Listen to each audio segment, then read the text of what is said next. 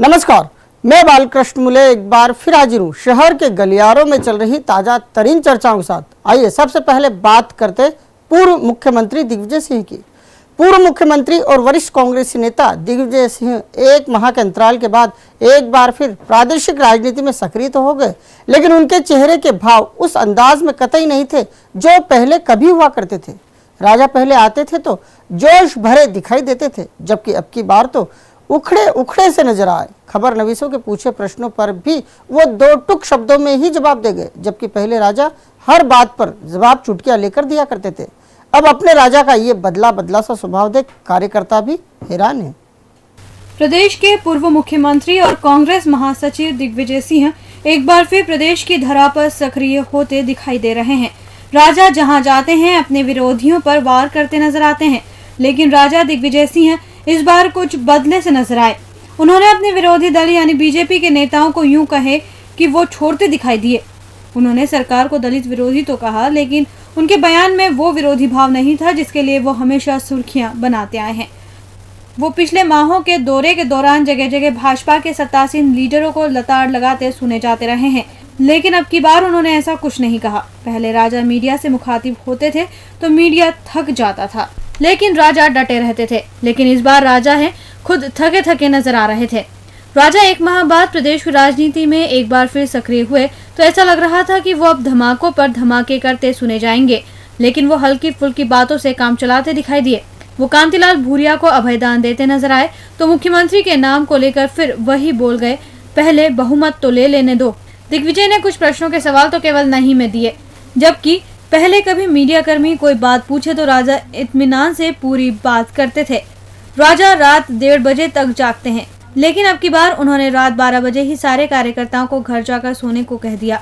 कार्यकर्ताओं को लगा था कि नेताओं के साथ साथ उन्हें भी मुंह दिखाई का मौका मिल जाएगा, लेकिन ऐसे खुशनसीब कम ही निकले जिनका दीदार राजा कर पाए।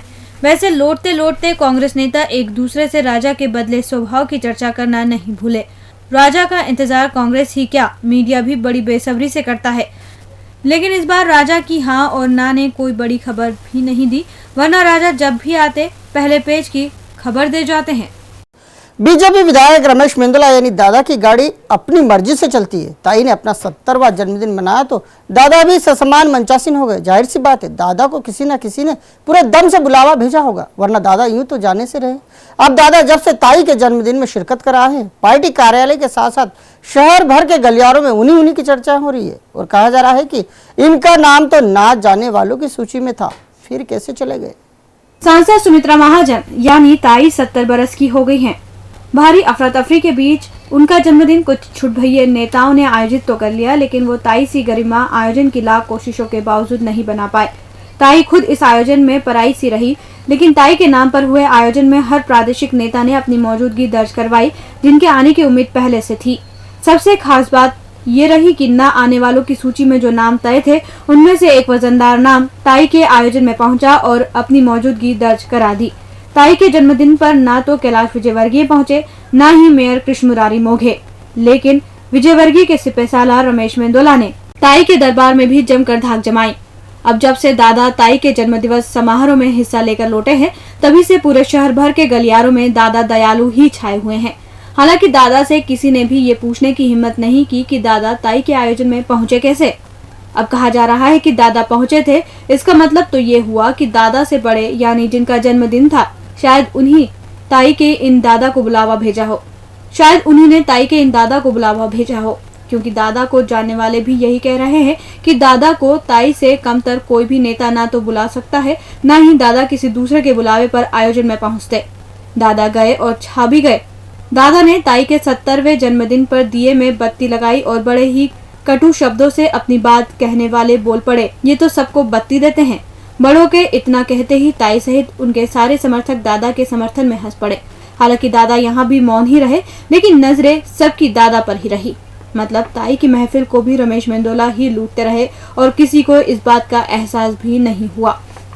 प्रदेश के मुखिया शिवराज सिंह चौहान के निवास पर मनाए गए भगवान झूलेलाल जन्मोत्सव अंततः राजनीति की भेंट चढ़ी गया। आपसी गुटबाजी का शिकार हुए इस आयोजन के आमंत्रण पत्र ही समय रहते उन लोगों तक नहीं पहुंच पाए जिन्हें इसमें शिरकत करना थी। आनंद फानंद में एक शोक सभा में समाज के लोगों तक ये बात पहुंचाएगी। अब आयोजन तो हो गया, लेकिन समाज में ही ये बात फैल गई है कि क्या शंकर इतने भोले हैं। राजनीति में ऊंचाइयां पाने का मौका आया और चला भी गया। यही हुआ सिंधी समाज में सदैव सक्रियता दर्शाने वाले शंकर लालवानी के साथ। मुख्यमंत्री आवास पर सिंधी समाज के आराध्य भगवान झूलेलाल का जन्मोत्सव बड़ी ही धूमधाम से मनाया गया। पूरे प्रदेश भर की सिंधी पंचायतों की अगुवाई में मुख्यमंत्री शिवराज सिंह ने अपनी मौजूदगी दर्ज करवाई और समाज की गौरवशाली परंपरा का बखान भी कर दिया। अब आयोजन की तारीफ हो रही है, लेकिन सिंधी समाज के वरिष्ठ जन इस बात से नाराज बताए जा रहे हैं कि उन्हें समय रहते आयोजन के आमंत्रण पत्र नहीं मिल पाए। मुख्यमंत्री शिवराज सिंह के यहां से भेजे गए आमंत्रण पत्र बांटने की जिम्मेदारी शंकर लालवानी के पास थी, लेकिन अंतिम समय तक लालवानी आमंत्रण पत्र किसी को नहीं दे पाए। वैसे शंकर लालवानी आमंत्रण पत्र नहीं बांट पाने को सामान्य मानकर चल रहे हैं। उन्होंने अपने एक समर्थक के मुख से आयोजन की एक शोक सभा में जानकारी दिलवा दी, लेकिन न्योता पत्र खुद के पास दबाए बैठे रहे। अब समाज के गलियारों में सिंधी मंचों से ये बात उठ रही है कि लालवानी की लापरवाही से एक वो अच्छा आयोजन मिस कर गए। झूलेलाल उत्सव मन गया, लेकिन अब इसमें हुई राजनीति के छिलके निकाले जा रहे हैं। कहा जा रहा है कि इतने महत्वपूर्ण आयोजन के आमंत्रण पत्र नहीं बंटवाना किसी न किसी राजनीति का हिस्सा है, वरना शंकर इतने भोले भी तो नहीं। राव में हुई एक मासूम के साथ जाति का मामला पूरे शहर के गलियारों में आक्रोश का माहौल पनपा रहा है। राव के अलावा पूरे जिले भर में जिधर देखो उधर ही मासूम के साथ हुए कृत्य की निंदा हो रही है। साथ ही उस दरिंदे को भी जल्द से जल्द पकड़ने की मांग उठने लगी है जिसने इस वहशियाना हरकत को अंजाम दिया है। हालांकि इस मामले में खाकी बड़ी ही संजीदगी से काम कर रही है। साथ ही बीजेपी हो या कांग्रेस, दोनों दलों के नेता इस मामले में फूंक फूंक कर कदम रख रहे हैं। शहर हो या गांव, कोई जगह सुरक्षित नहीं है। राव में एक मासूम दरिंदगी का शिकार हुई तो फिर वही पुरानी बातें लोगों के जहन में स्थान बनाने लगी है। पूरे जिले में केवल राव में हुई वहशियाना हरकत की चर्चाएं हो रही है। छोटी छोटी बच्चियां जिनके घरों में उनके माथे पर चिंता की लकीरें स्पष्ट ही देखी जा रही है। राव की घटना पर रहवासी तो सड़कों पर उतरकर अपना अपना गुस्सा जाहिर कर रहे हैं, लेकिन शहर में रहने वाले लोग भी इस घटना से आक्रोशित नजर आ रहे हैं। जिधर देखो उधर ही खौफ का माहौल पनप रहा है। चारों ओर से दरिंदे को पकड़ने की मांग उठ रही है। वैसे सभी की नजरें खाकी पर आकर टिक गई है। लोग चाहते हैं कि दरिंदगी का शिकार बनाने वाले को जल्द ही खाकी अपनी गिरफ्त में ले ले और कड़ी से कड़ी सजा भी कराए। इस घटना ने पूरे ग्रामीण क्षेत्र के साथ साथ शहरी इलाके का माहौल खराब करके रख दिया है। नवरात्र के दिन है और आमजन मां की भक्ति में लीन है, जबकि वहशी दरिंदे हैं कि वो इन खास दिनों में भी सिर उठाने से बाज नहीं आ रहे हैं। राव में जब से ये घटना घटित हुई है, कई परिवारों में मां के समक्ष दरिंदा पकड़ में आ जाए इसलिए कामना की जा रही है।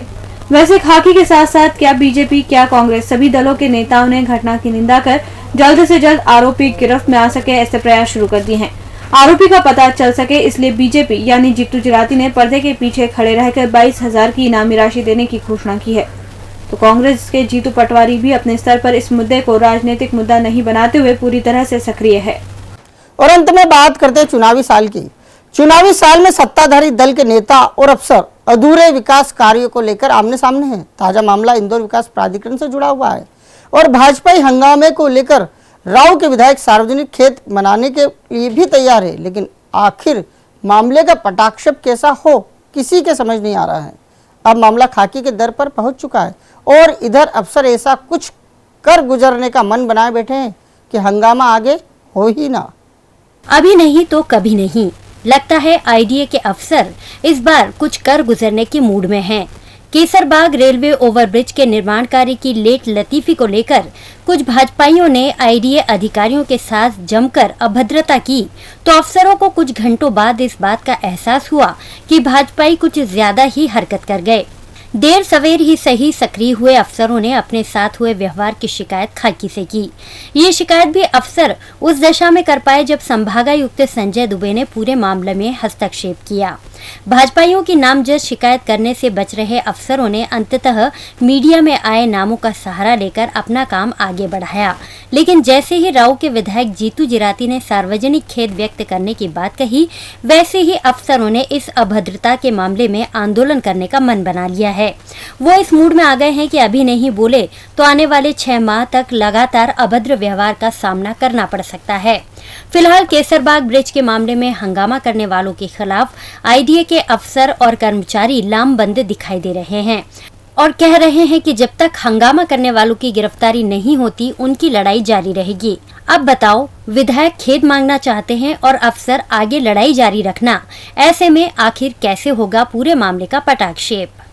डीजी न्यूज के खास कार्यक्रम गलियारों से को आप यूट्यूब पर भी देख सकते हैं। गलियारों से के आज के अंक में फिलहाल इतना ही। ताजा खबरों के लिए आप देखते रहिए डीजी न्यूज।